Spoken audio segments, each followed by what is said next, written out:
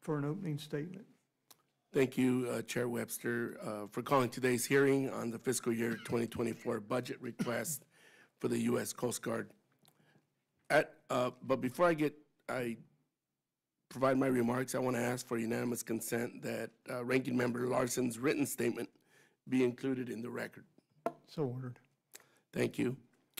Admiral Fagan and Master Chief Jones, thank you for being here today, and thank you for your service. Your leadership is instrumental in supporting Coasties, and you've done an outstanding job leading the service. I'm confident that the Coast Guard has a bright future ahead under your experience guidance. As has been mentioned, the Coast Guard performs many important roles that are critical for maintaining our national and economic security, from ensuring navigable waterways to securing our borders and the safety of life at sea. The Coast Guard's mission set is very diverse. We expect a lot from our Coasties, and this oftentimes requires them to wear multiple hats. For instance, a drug interdiction can quickly turn into a search and rescue mission. While the Coast Guard's responsibilities have expanded, its budget has not. I was pleased that the fiscal year 2024 budget request included a slight increase in the discretionary funding, but more resources are still needed to support the service. I'm pleased that the Coast Guard has been able to replace much of its 40-year-old surface fleet and aircraft. Last Congress, I was proud to support the Don Young Coast Guard Authorization Act of 2022, which authorized substantial funding to address long overdue vessel and equipment replacement, as well as shoreside infrastructure repair.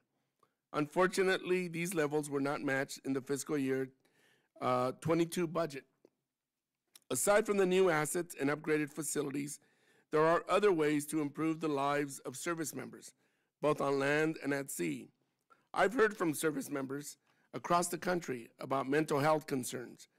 Their job can take a physical and mental toll, which is only exacerbated by 4,000 service member deficit. We must do more not only to expand mental health services, but also to improve the quality of life for service members, especially those in isolated locations, some of which I have visited. Finally, I'd be remiss if I did not mention the Coast Guard's efforts to address sexual assault and harassment in the commercial maritime industry. I was an original co-sponsor of the Safer Seas Act, and I'm glad to see that the Coast Guard has acted swiftly to implement the important reforms passed last Congress. We have a long way to go, but I believe under Admiral Fagan's leadership, we will bring justice to victims and help protect future mariners from harm.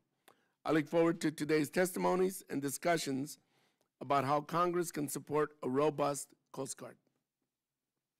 Mr. Chair, I yield back. I would now like to welcome